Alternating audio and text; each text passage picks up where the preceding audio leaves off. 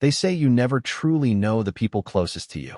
But what if the ones you love, trust, and build a life with are keeping secrets so dark, so dangerous, that they could destroy everything? Imagine walking into your family home, expecting warmth, safety, and love, and finding a nightmare instead. That was the chilling reality for the Reiner family. On a quiet Sunday in December, a $13.5 million Brentwood estate became the scene of an unimaginable tragedy. Rob Reiner, 78, and his wife Michelle, 70, were found brutally stabbed to death. The person who would soon be arrested for their murders wasn't a stranger. It was their own son, Nick, 32, living just steps away in the guest house. But before we continue, please subscribe and turn on the notification bell for updates. At first glance, the Reiners seemed like the picture of a successful, affluent family. Rob, known to many as a respected figure in his community and beyond, carried an aura of calm authority. Michelle, at 70, exuded grace and poise. They were a couple who seemed to have weathered life's storms together. But behind closed doors, the reality was far darker, far more complex than anyone could have imagined. In the weeks and months leading up to the tragedy, whispers of tension, fear, and hidden violence had circulated quietly, often dismissed as family drama. Now, in hindsight, those whispers feel like warnings. Romy, the Reiner's 27-year-old daughter, discovered the bodies. The horror she must have felt is unimaginable. Not only was she confronted with the loss of her parents in the most violent way imaginable, but she also knew, or at least suspected, the truth. Romy had spoken to the authorities, indicating a dangerous family member who needed to be questioned. Her instincts were horrifyingly accurate. Her actions, her warnings, her grief. These are the human threads that tie us to this story, and they're just the beginning. Nick, the Reiner's only son, became the central figure in a case that has shocked communities far beyond the borders of Brentwood. He was charged with 2 counts of first-degree murder, accused of taking the lives of the very people who raised him. But understanding Nick isn't simple. On the surface, he was just another adult living in the family home's guest house. Beneath the surface, according to reports, were violent outbursts that had been allegedly hidden and ignored. A son's dangerous impulses. A mother allegedly turning a blind eye. A family structure strained under secrets and fear. What caused this escalation? How did things reach a point where murder seemed inevitable? It's easy to read a headline, feel shock, maybe even horror, and move on. But this story doesn't lend itself to simple answers. It's not just about a murder case. It's about the dynamics of a family under pressure, the choices we make in love and fear, and the consequences of ignoring warning signs. What we're about to explore is more than tragedy. It's a cautionary tale, a deep dive into human behavior, and a window into a family that appeared perfect from the outside but was crumbling from within. Let's start with Rob Reiner himself. Imagine a man at the twilight of his life, reflecting on decades of marriage, children, and family. What thoughts weighed on him? Were there confessions he never made aloud? Secrets he kept to himself to preserve peace? Reports now suggest that Rob had private struggles within his marriage, challenges that were invisible to the public eye. Could he have seen the storm brewing in his own home? Did he attempt to intervene, or was he powerless against the escalating tension? These are questions we will examine carefully, because understanding Rob's perspective is crucial to understanding the tragedy in its full dimension. Michelle, meanwhile, remains an enigmatic figure. At 70, she had seen her family through years of successes and disappointments. Friends describe her as loving, graceful, and protective, but there are reports suggesting that she may have concealed some of her son's dangerous behavior. Allegedly, she chose to hide his violent outbursts rather than confront them openly. Was it denial? Fear? A misguided attempt to protect her family's image? Or perhaps something deeper, something more psychologically complex? Whatever the reason, the choices she made, or didn't make, set the stage for the unimaginable events that followed. The day of the tragedy, December 14th, was just another Sunday on the surface. Yet within those walls, tension and danger had reached a breaking point. The Reiner's luxurious estate, which should have been a sanctuary, became the site of horror. Details emerging from the crime scene report that the manner of death was homicide by multiple sharp force injuries. The brutality of it shocks the mind, but even more haunting is the context. This was a family home. A son living just steps away. A daughter arriving to discover the scene no one could have prepared her for. The ordinary transformed into the extraordinary and devastating. Through a series of choices, secrets, and unseen patterns. As we explore this story, it's important to consider not just the facts, but the human elements. Romy's discovery, the warnings she tried to give, the fear she may have felt. These are not peripheral details. They are central to understanding how a family, seemingly typical and functional, could spiral into chaos. It raises questions we often avoid. What do we do when love and fear collide? How far can denial go before it becomes complicity? How do the quiet, hidden cracks in relationships grow into catastrophic outcomes? This story isn't just a news report. It's an investigation into the complex interplay of family dynamics, individual psychology, and tragic consequences. As we peel back the layers of Rob and Michelle's life, we'll encounter shocking confessions, hidden tensions, and moments that reveal the fragility of what we often take for granted. Trust, safety, and the illusion of control. You'll hear about moments that seem trivial but, in retrospect, were ominous warnings of what was to come. You'll meet the people who knew the family best and begin to understand the pressures they faced. And yet, even as we recount these events, there's a larger question looming. Could this have been prevented? When does parental protection become harmful enabling? When does silence allow danger to grow? These are questions not just for the Reiners, but for every family watching, every person considering what it means to truly protect those we love. By the end of this story, you will have seen a family through the lens of both public admiration and private tragedy. You will have glimpsed the cracks behind the facade, the choices that led to disaster, and the human emotions that underpin every decision. But before we go there, you need to understand the setup. The family, the personalities, the relationships, and the quiet warning signs. Without this foundation, the magnitude of what happened on December 14th cannot be fully grasped. So, ask yourself, if you were living in that house, could you have seen it coming? Could you have done anything to stop it? These questions will echo throughout the story, and the answers may surprise you. Because the truth about the Reiners isn't just in what happened, but in what was hidden, ignored, or denied. And just when you think you've grasped the situation, just when you feel like you understand the people involved, the revelations begin, and they change everything. But what came next would change everything, and no one saw it coming. They say every family has its secrets, but some secrets are more dangerous than others. And some families wear a mask so convincingly that no one suspects what lurks beneath. The Reiners were one of those families.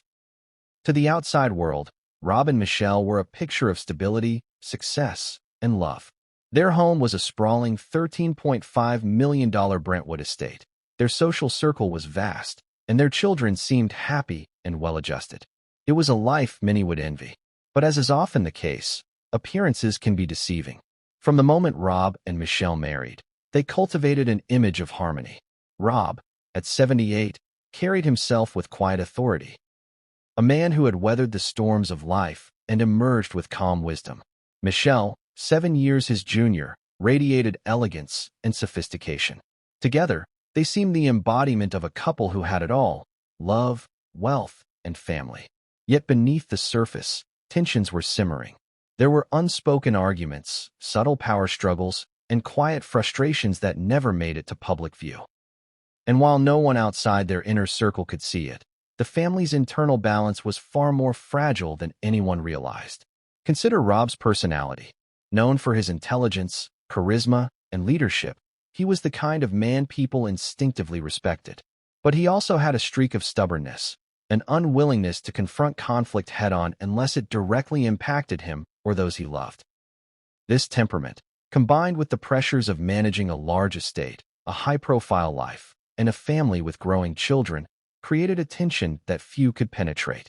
Friends and neighbors often described Rob as affable, approachable, and wise, a man whose smile could light up a room. Yet even they could not have guessed at the private battles he fought within the walls of his own home. Michelle, on the other hand, was seen as the anchor of the household.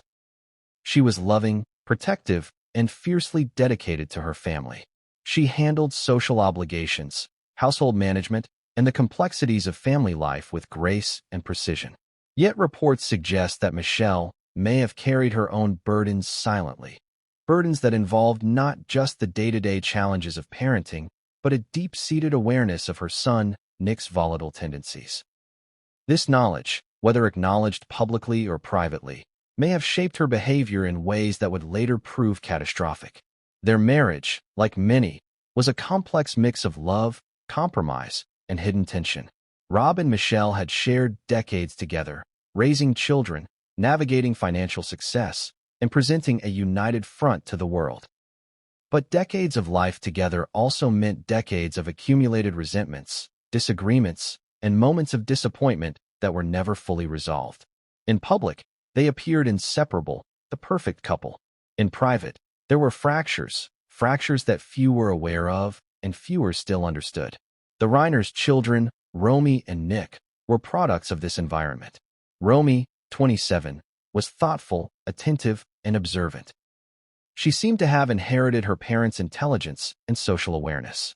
Nick, 32, was more complicated. While outwardly normal to casual observers, Nick had a history of anger and aggression that was reportedly hidden from most outsiders.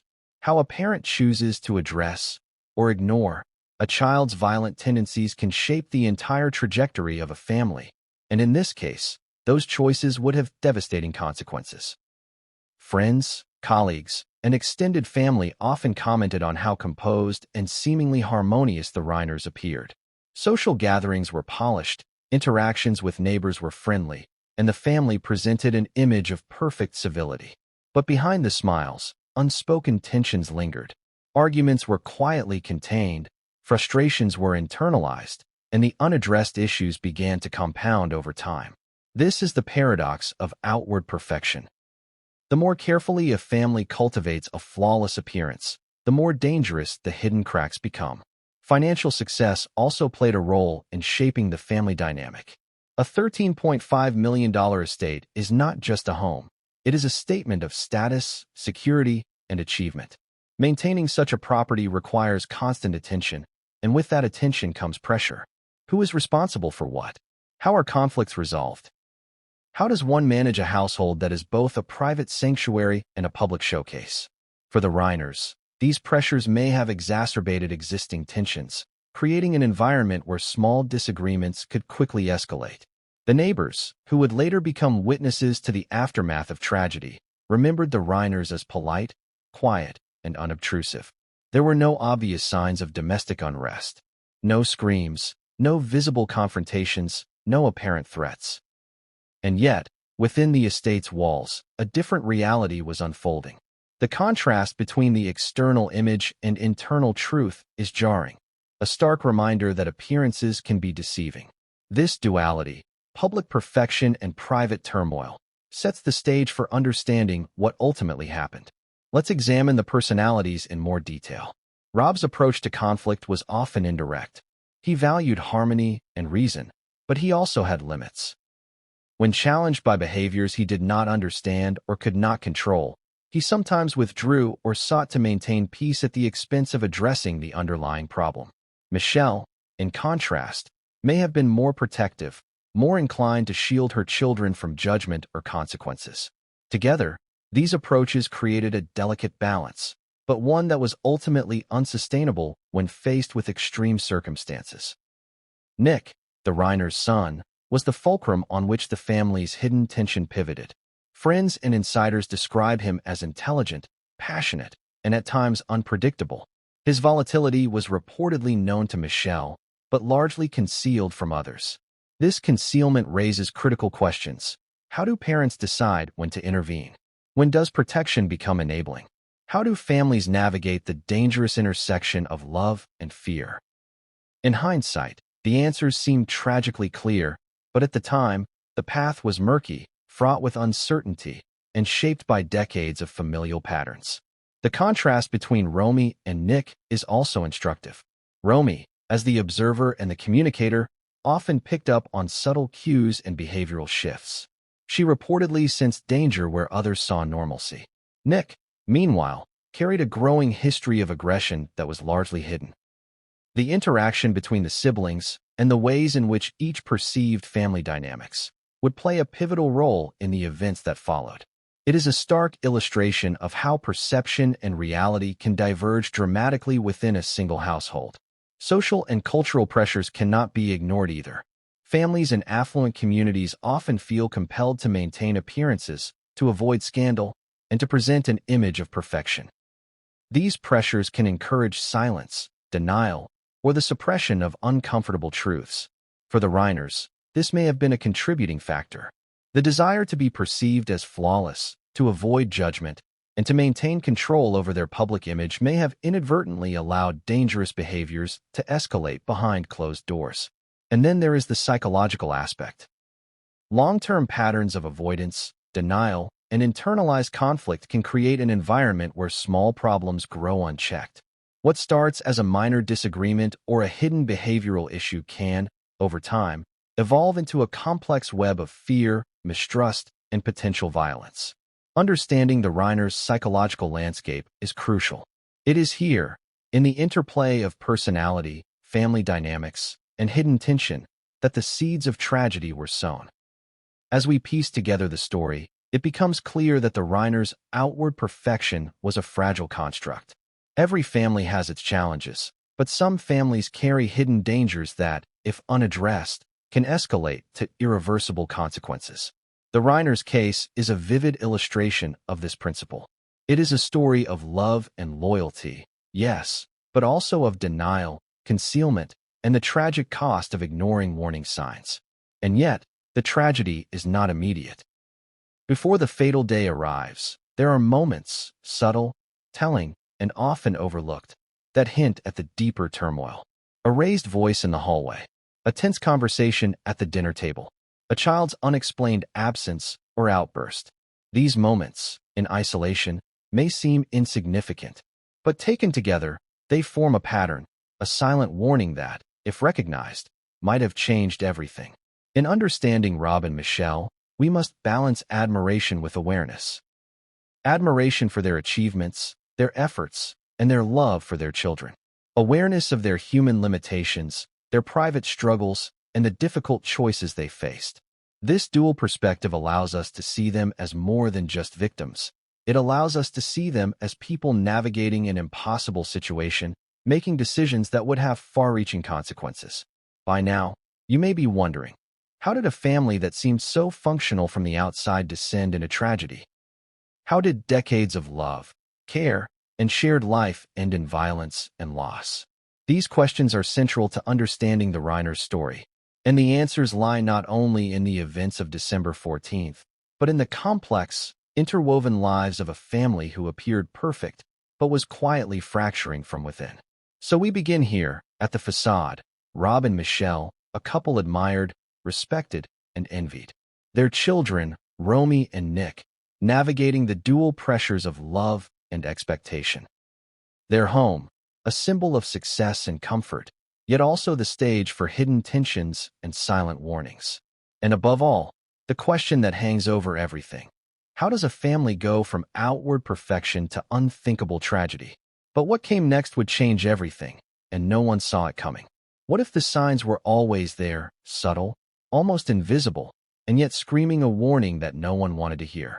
That is exactly what seems to have happened in the Reiner household. On the surface, life looked calm. The Reiners hosted dinners, managed their estate, and appeared to be a loving family. But beneath the glittering exterior, tension was quietly building, like water seeping into a foundation, weakening it over time until collapse became inevitable. The first cracks didn't appear overnight. They started with small things, raised voices, hurried apologies, and moments of avoidance. Perhaps it was Michelle noticing Nick's irritability and choosing to chalk it up to stress or youthful frustration. Perhaps it was Rob shrugging off minor confrontations to keep the peace. In isolation, these were minor incidents. But in retrospect, each incident was a tile in a mosaic of danger, a pattern no one wanted to acknowledge, yet one that pointed toward disaster. Close friends and extended family reportedly began noticing subtle changes in Nick as early as his late 20s. He was more easily agitated, prone to anger, and, according to some accounts, sometimes exhibited what psychologists might call explosive tendencies. These weren't the kind of outbursts that could be dismissed casually. They were intense, frightening, and often targeted at those closest to him, his parents. Yet even as the warnings mounted, Michelle allegedly chose to hide these episodes. Whether out of love, fear, or denial, the effect was the same. The warning signs were ignored, allowing tension to build unchecked. Consider the impact of denial in a family. Denial can be comforting in the short term. It allows people to preserve the illusion of harmony, to convince themselves that all is well. But the longer denial persists, the more dangerous it becomes. Each ignored warning sign, each suppressed argument or hidden violent episode, adds to the potential for catastrophe. In the Reiner's case, this dynamic appears to have been critical. Love and fear, intertwined, created a fertile environment for tragedy. Even Rob, described as calm and measured, was not immune to these tensions. While he may have recognized danger on some level, his approach was reportedly restrained. He valued peace and stability, perhaps above confrontation.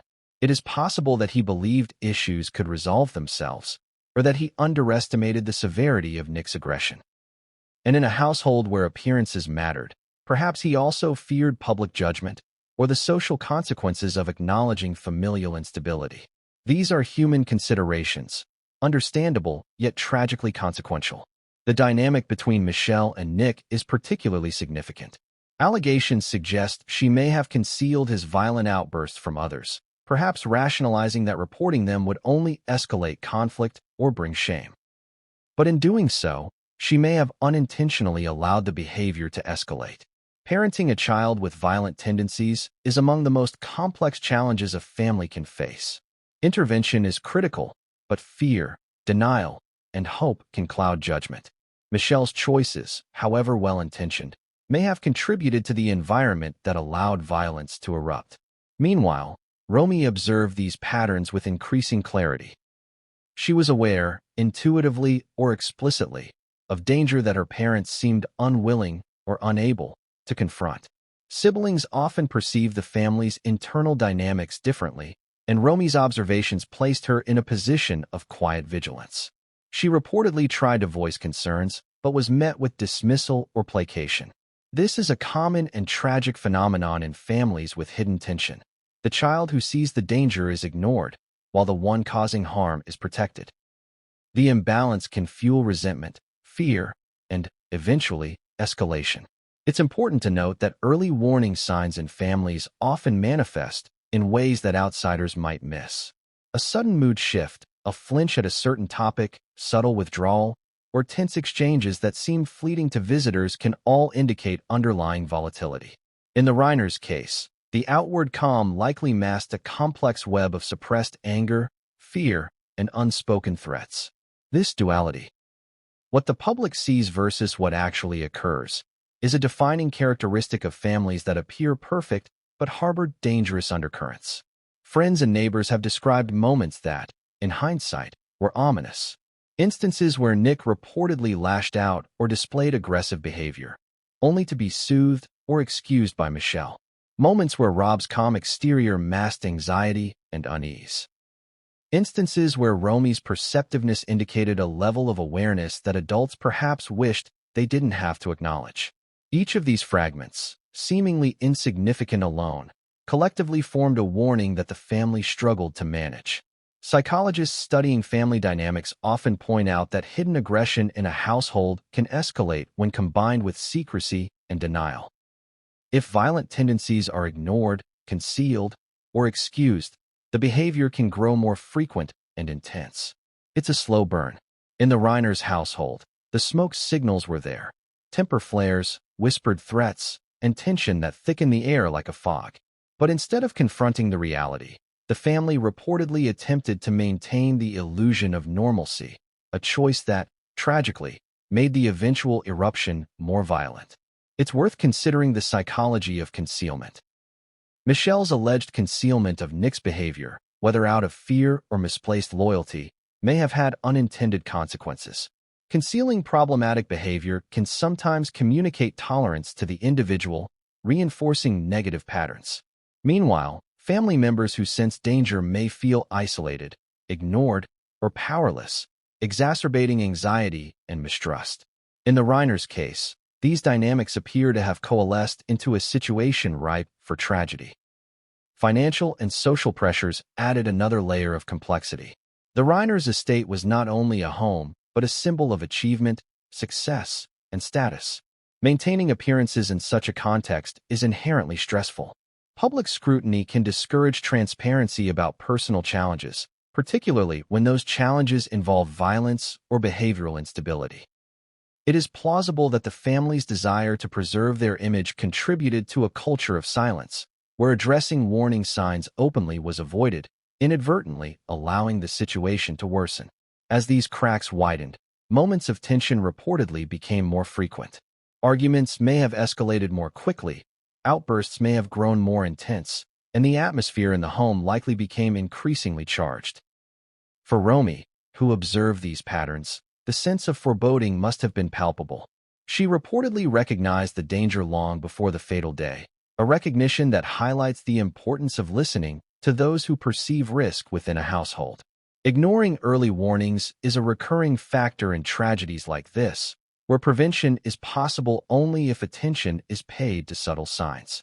And yet, despite these warning signs, the family continued its daily routines. Social engagements were attended. The estate functioned. The world saw a family that appeared normal, happy even.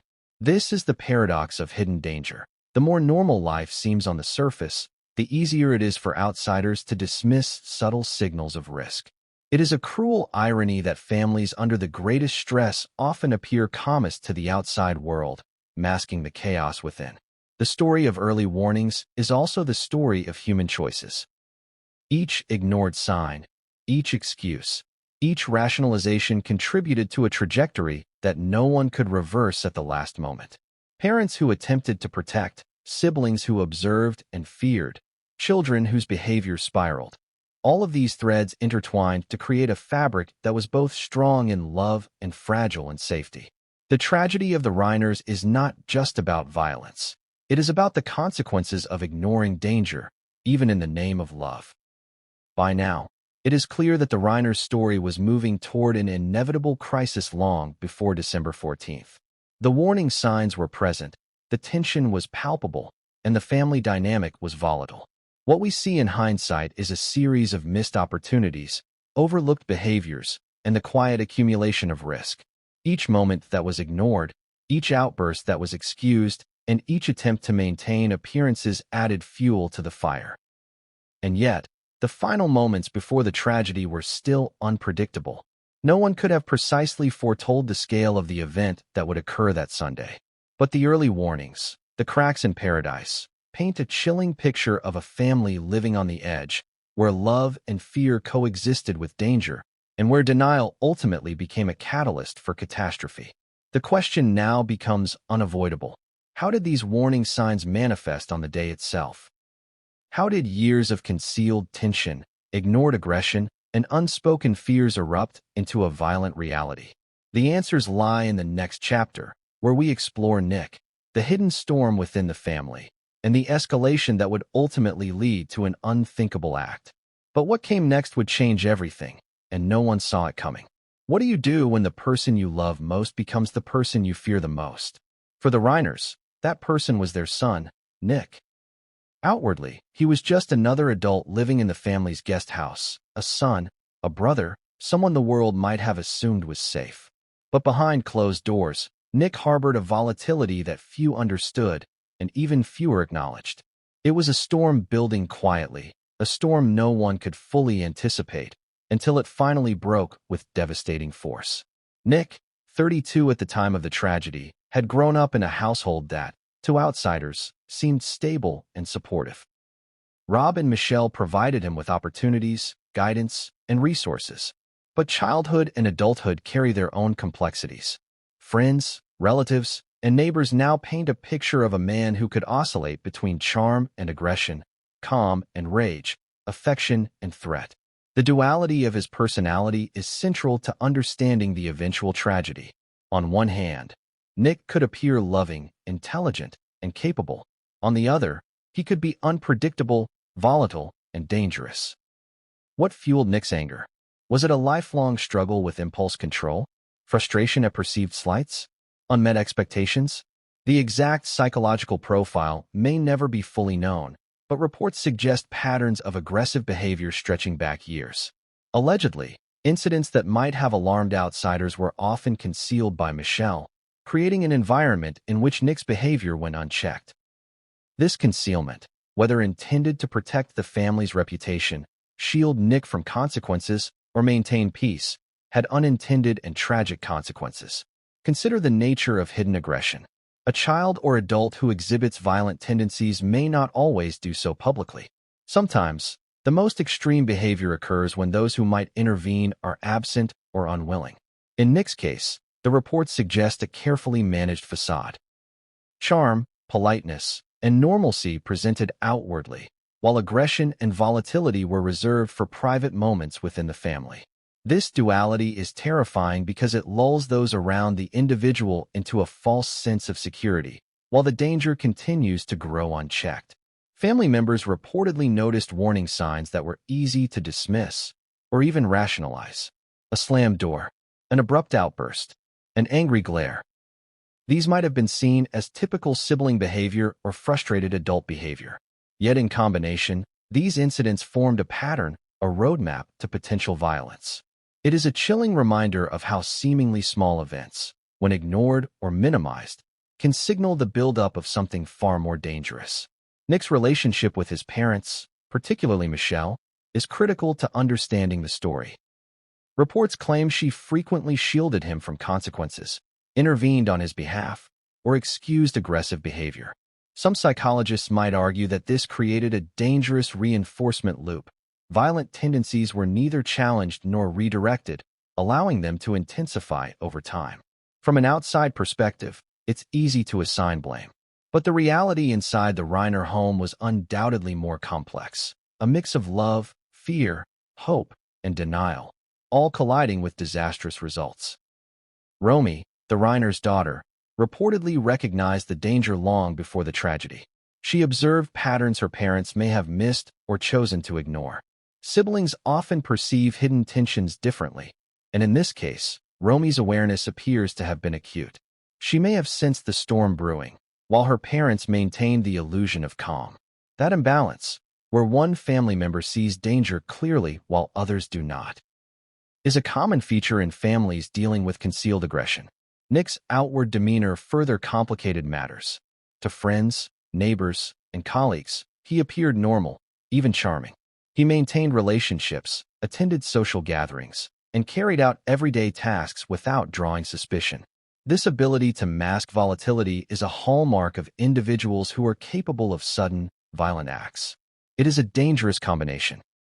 Someone who can seem ordinary while harboring potentially destructive impulses. The early warning signs of Nick's behavior reportedly included incidents that might seem minor in isolation but are frightening in retrospect. Episodes of temper, confrontations with staff or peers, unexplained damage, or sudden changes in mood. All of these pieces contributed to a larger picture that few could fully grasp at the time. By ignoring or concealing these behaviors, the family may have inadvertently allowed escalation, creating a pressure cooker environment that could only end in an explosion. It's also important to consider the role of environment. Living in a large estate, separated from the hustle of everyday life, might have insulated Nick from immediate consequences. Distance from the outside world can sometimes embolden behavior. When actions are confined to private spaces, patterns of aggression can grow unchecked. Meanwhile, Romy's vigilance and Michelle's shielding created a dynamic in which warning signs were simultaneously visible and invisible, a terrifying contradiction that set the stage for what was to come. Friends and neighbors have described moments that, in hindsight, were foreboding. For example, sudden disappearances, cryptic comments, or private confrontations that left witnesses uneasy. To outsiders, these events might have seemed trivial, isolated, or even exaggerated. But within the Reiner household, these behaviors were pieces of a larger, more dangerous puzzle, a puzzle that, tragically, no one fully assembled until it was too late. Psychologists often emphasize that aggression, when ignored or excused, tends to escalate. This is particularly true in domestic environments where family members are hesitant to intervene. In Nick's case, the alleged concealment of violent episodes by Michelle may have unintentionally reinforced the behavior, teaching him that aggression could exist without accountability. This dynamic is heartbreaking because it stems not from malice but from fear, love, and misjudgment, the very qualities that often define devoted parents. It is tempting to ask, retrospectively, could this have been prevented? Could intervention, therapy, or legal involvement have changed the trajectory? These questions haunt the narrative, because each warning sign represents a crossroads where different choices might have led to a different outcome. Understanding Nick, the hidden storm, requires grappling with these what-ifs, with the human tendency to rationalize, excuse, and hope for the best even in the face of mounting danger. And yet, as the story unfolds, it becomes clear that Nick was not the only factor. Family dynamics, parental choices, and long-standing patterns of avoidance and concealment all contributed to the volatile environment.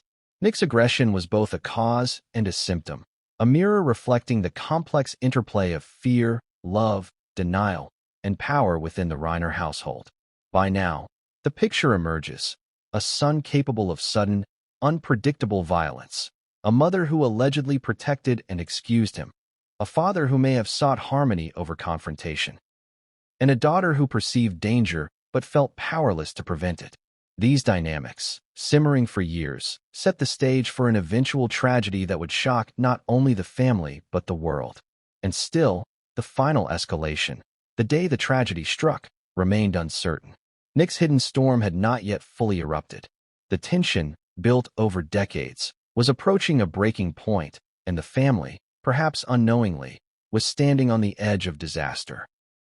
The next chapter will explore Michelle's role in this complex, volatile dynamic, her alleged concealment of danger, her protective instincts, and the choices she made that may have allowed Nick's aggression to escalate. Because understanding her perspective is essential to understanding how a family that appeared perfect could unravel so catastrophically. But what came next would change everything, and no one saw it coming. What would you do if you knew someone you loved was capable of violence, and yet every instinct told you to protect them? For Michelle Reiner, this was the impossible position she reportedly found herself in.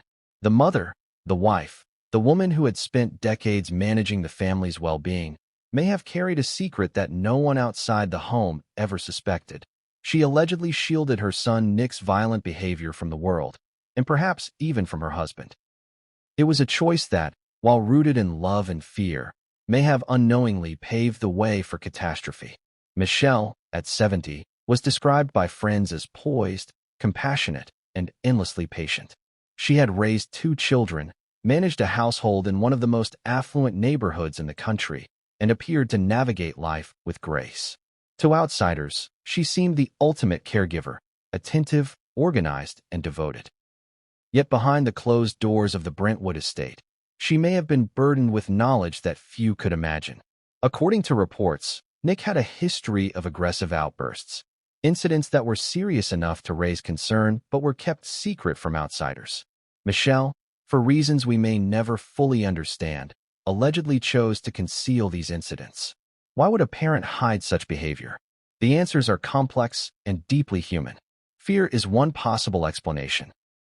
Fear that her son would face legal consequences, social stigma, or family disruption. Love is another. A parent instinctively wants to protect their child, even from themselves. Denial may also play a role, an unwillingness to accept that a child could be capable of harm. In Michelle's case, it may have been all 3. But whatever the motivation, the effect was the same. Warning signs went unaddressed, and a dangerous pattern continued unchecked. Consider the psychological weight of concealment. Keeping a secret of this magnitude is exhausting. It requires constant vigilance, careful wording, and mental gymnastics to prevent anyone from discovering the truth. It also requires rationalization. Michelle may have told herself that by hiding Nick's behavior, she was keeping the family safe. She may have convinced herself that the outbursts were temporary, manageable, or isolated. But secrets, particularly those involving danger, rarely remain harmless. They fester, creating tension, anxiety, and a false sense of control. Friends and neighbors have described Michelle as a woman deeply committed to her family, someone who would go to great lengths to preserve peace. But even peace has a price. Allegedly, by turning a blind eye to Nick's outbursts, Michelle may have unintentionally reinforced the behavior. Children, and even adult children, learn from consequences. If aggression is excused, concealed, or ignored, it can escalate. In this way, love and protection, when misapplied, can become enablers of danger. The dynamic between Michelle and Nick was likely complex. Reports suggest she may have intervened in confrontations, smoothed over incidents, or shielded him from accountability. In doing so, she may have believed she was protecting him or the family's image, but in reality, she may have allowed a cycle of aggression to intensify. This is a tragic paradox. The very actions intended to preserve the family's safety may have contributed to the environment that made tragedy inevitable. Romy, observing her mother's choices, may have felt a mixture of fear, frustration, and helplessness. How do you protect yourself and others when the person in charge is actively concealing danger? Romy's perspective highlights a chilling truth. Sometimes those we trust most to keep us safe are the ones inadvertently allowing harm to occur. It is a tension between protection and denial, love and fear, that few outside the household can truly understand. The consequences of concealment extend beyond the immediate family. Friends, neighbors, and even authorities rely on accurate information to assess risk. By hiding incidents, Michelle may have prevented outside intervention that could have altered the trajectory of events. This is not to assign blame simplistically. Her choices were likely made with the best intentions. But the reality is that concealment can have far-reaching consequences, particularly when combined with a volatile family member. It's also important to understand the subtle psychological effects of living under a concealed threat. Family members who sense danger but cannot speak openly experience chronic stress. They may second-guess themselves, doubt their perceptions, or feel powerless to act. In the Reiner household, Romy reportedly perceived the danger, while her parents may have minimized or ignored it. This imbalance can heighten tension, creating an environment in which fear and uncertainty permeate daily life, even when no one outside the household is aware. Michelle's alleged concealment of Nick's behavior may also have intersected with societal pressures. Living in a wealthy, high-profile neighborhood carries expectations.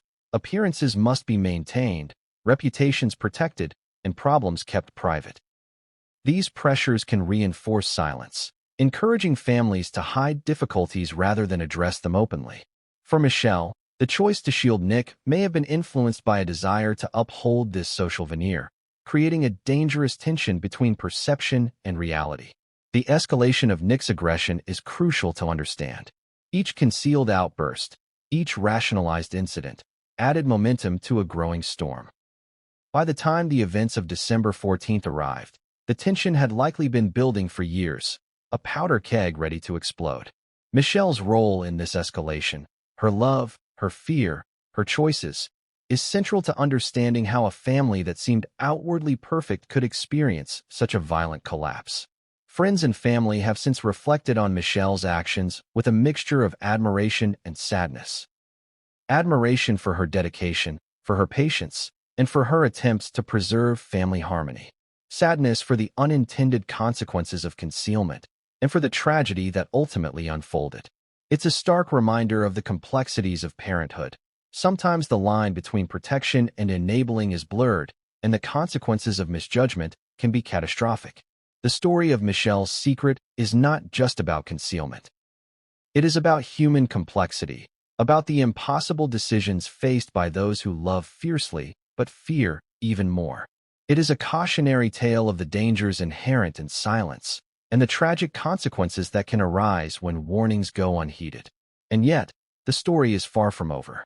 Even as we understand Michelle's choices, the focus shifts to the culmination of these dynamics, the day when hidden tension, concealed aggression, and long-standing fear collided in the most tragic way imaginable.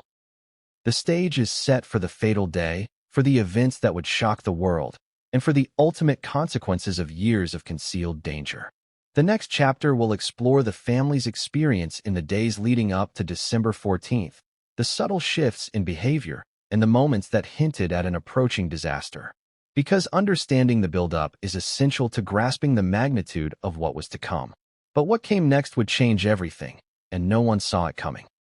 Imagine living every day in a home where tension is palpable, where every interaction carries the weight of unspoken fears, and where love exists alongside a growing sense of danger. This was the reality of the Reiner household in the months, weeks, and even days leading up to December 14th. Outwardly, the family appeared normal, even enviable. A father and mother who had built a life of success, a daughter pursuing her path, a son who seemed independent. But the atmosphere within their Brentwood estate was charged, strained, and volatile. A family on edge is a paradox. To the world, they function normally. They host gatherings, they smile in public, they interact socially. But inside, each word, glance, or silence carries layers of meaning. The Reiners, according to friends and neighbors, were living this paradox daily. Rob may have been calm on the surface, his demeanor projecting control, reason, and authority.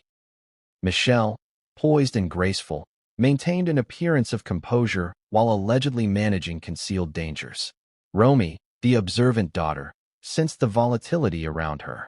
And Nick, the hidden storm, carried an aggression that had been suppressed outwardly but was quietly growing inside. Even small events can escalate in such an environment. A minor argument at breakfast could become a simmering resentment that lingers all day.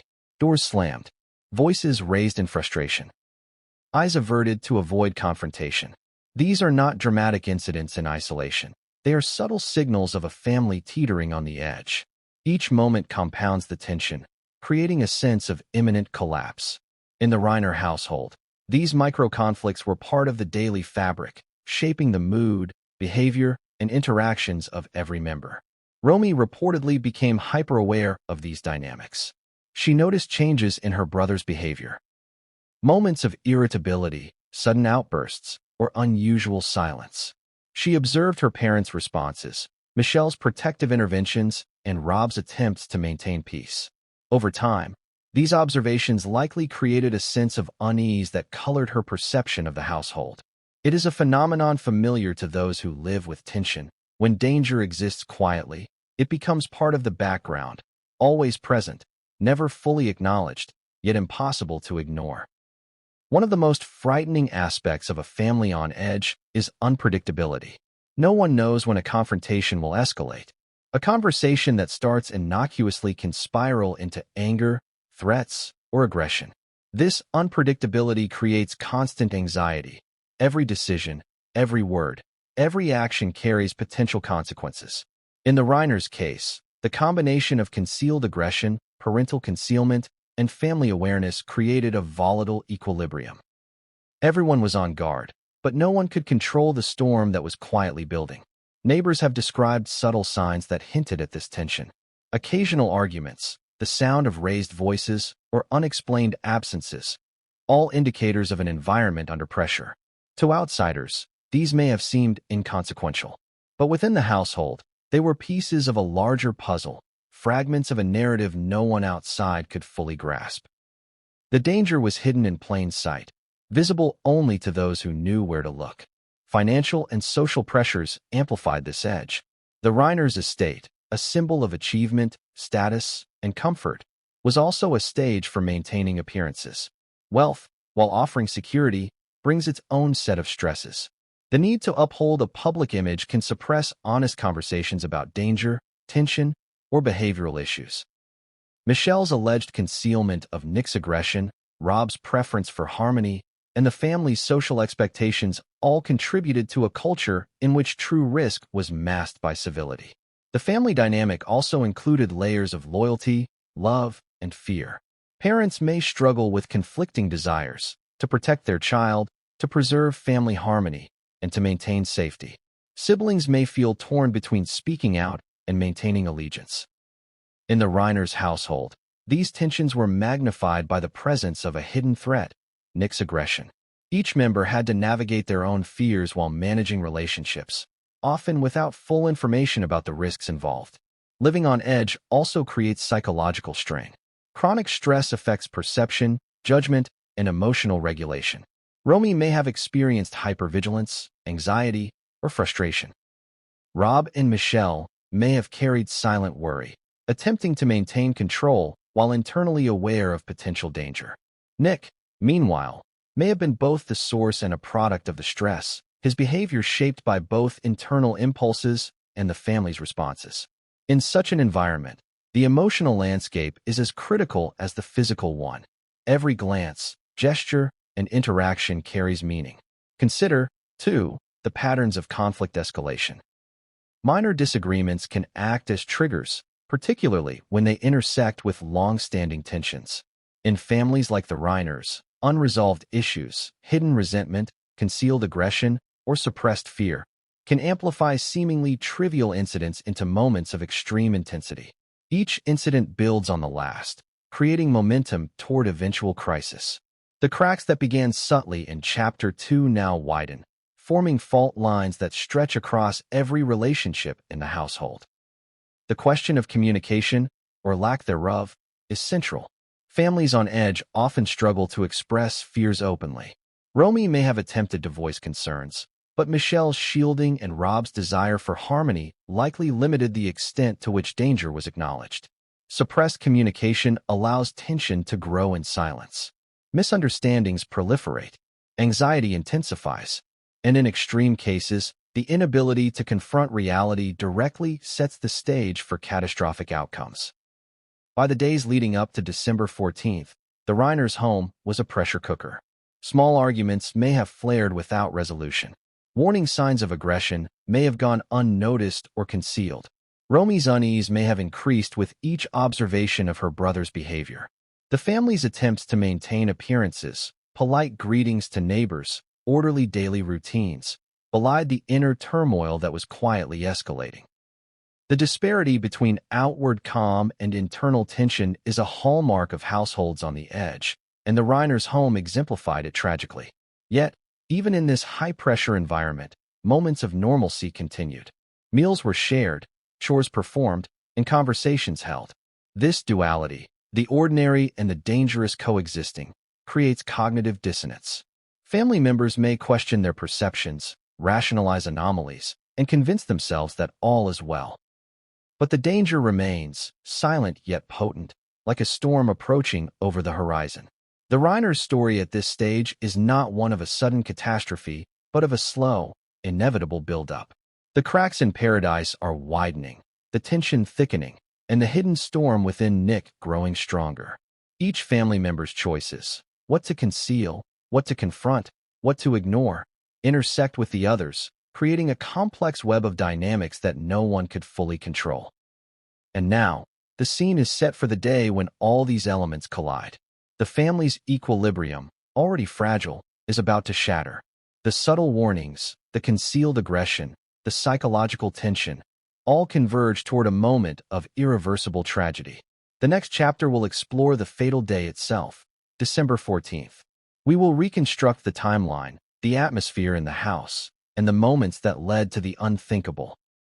Understanding the final day is essential because it shows how a family living on edge can reach the tipping point, where years of tension, secrecy, and concealed danger explode into violence. But what came next would change everything, and no one saw it coming. December 14th was an ordinary Sunday on the surface, a day that, by all appearances, promised nothing unusual. Yet for the Reiner family, it would become the day that shattered their world. A day that turned a household of love, tension, and concealed danger into a scene of unimaginable tragedy. Understanding the fatal day requires piecing together the subtle cues, behaviors, and interactions that preceded the violence, creating a full picture of how events spiraled beyond control. The morning began quietly. Rob and Michelle, now in their late 70s and 70s respectively, followed familiar routines. Perhaps Rob brewed his coffee, read the news, and walked through the estate's gardens, while Michelle attended to household tasks or prepared for the day ahead. Their home, vast and meticulously maintained, had been a symbol of accomplishment and stability. But inside, invisible to visitors or neighbors, tension had been accumulating for years. Nick, living in the guest house nearby, carried his own growing storm. Romy, the daughter, may have sensed unease even in these mundane moments. Reports suggest that small signs of agitation may have been present early in the day. Perhaps a door slammed a little too forcefully. A voice may have risen sharply in response to a minor comment. These seemingly trivial incidents, when viewed in isolation, are easily dismissed, but in a household already fraught with concealed aggression and chronic tension, they are warning signals. Each subtle cue added to the buildup of emotional pressure, a pressure that would soon find violent release. Nick's behavior, according to witnesses and family accounts, had been increasingly unpredictable in the days leading up to December 14th. It is plausible that he experienced heightened agitation, irritability, or anger that Sunday, although precise details remain unclear. Even small escalations of aggression can have compounding effects, particularly in environments where family members attempt to maintain calm and conceal the severity of the situation. The combination of concealed warning signs and underlying tension set the stage for the fatal confrontation. Michelle's alleged concealment of previous aggressive incidents may have continued that day. By attempting to manage or excuse her son's behavior, she may have inadvertently contributed to a sense of impunity. This is the tragic paradox of concealment. Actions taken to maintain peace, protect loved ones, or prevent embarrassment can unintentionally escalate danger. Each suppressed confrontation or concealed outburst is another layer of tension, silently building toward an inevitable eruption. Romy, as the observant sibling, may have been acutely aware of the shifting dynamics. Her awareness, likely coupled with anxiety, created an emotional environment of vigilance and fear. Children, and even adult children, who perceive danger often experience heightened sensitivity, watching for signs that others ignore. On December 14th, Romy may have noticed subtle cues. An unusual silence, a tense exchange, or a sudden change in demeanor that hinted at the approaching catastrophe. As the day progressed, interactions within the household may have been tense, even ordinary conversations carrying undercurrents of fear or frustration. Families living on edge experience this duality constantly. Ordinary tasks are imbued with heightened significance. Every glance or word carries weight, and the potential for escalation is ever present. It is a psychologically exhausting state, where individuals must navigate their own fears while responding to the unpredictable behaviors of others. The exact timeline of events on December 14th is still being pieced together by authorities, but what is known is horrifying. At some point, Nick's aggression erupted in its most extreme form. Rob and Michelle, the parents, were found with multiple sharp force injuries, the manner of death officially classified as homicide. The scene, discovered later by Romy, revealed a level of violence that is almost unimaginable. Every action, every interaction, every unaddressed warning sign contributed to this tragic outcome. Imagine the psychological pressure inside the house in those final hours. Fear, frustration, tension, and hidden anger coexisting with familial bonds and protective instincts. The escalation likely unfolded rapidly, leaving little time for intervention or resolution. Families living on edge often reach a tipping point where accumulated tension erupts violently, and December 14th was precisely that moment for the Reiners. The discovery of the bodies by Romy adds another layer of horror and emotional complexity. To find both parents murdered in their own home, and to recognize that the perpetrator was her own brother, this is a trauma beyond comprehension. Her actions following the discovery, including contacting authorities and providing information about the family dynamics, were critical in initiating the legal process. Romy's role underscores a tragic truth. Sometimes those most aware of danger are powerless to prevent it, yet they bear the burden of confronting its aftermath. The events of the day also highlight the devastating consequences of long-term concealment and mismanagement of aggression. Nick's alleged history of violent outbursts, Michelle's shielding, Rob's attempts to maintain calm, and the family's effort to preserve appearances all intersected to create a high-risk environment. December 14th was not a spontaneous anomaly. It was the inevitable climax of years of tension, concealment, and escalating aggression.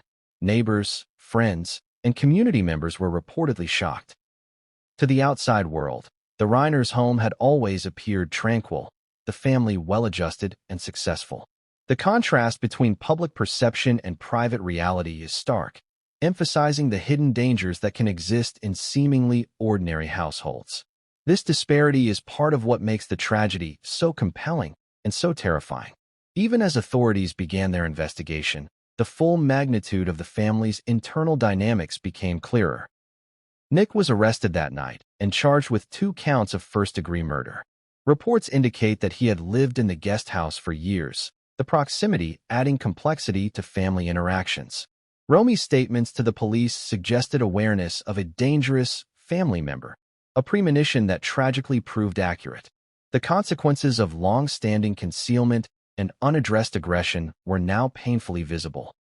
December 14th serves as a chilling case study in family dynamics, concealment, and the escalation of violence. It illustrates how a combination of hidden aggression, protective concealment, and unacknowledged tension can culminate in catastrophe. It is also a stark reminder that appearances can be deceiving. Even families who seem functional, loving, and successful may harbor unseen dangers. The next chapter will explore the aftermath, the investigation, public reaction, and the painful legal and emotional processes that follow when a family is torn apart from within. Understanding what happened after the tragedy is essential because it reveals how communities, authorities, and surviving family members respond to unthinkable violence, and how the consequences of hidden tensions extend far beyond the fatal day. But what came next would change everything, and no one saw it coming. Imagine walking into the home you grew up in, expecting the familiar warmth of family, only to be met with a scene that shatters every sense of safety and normalcy. For Romy Reiner, 27, that is exactly what happened on December 14th. Her discovery of her parents' bodies was not only a moment of profound shock, but also the beginning of a harrowing emotional and psychological journey. A journey that exposed the hidden dangers she had sensed for years and forced her to confront a reality no one should ever face.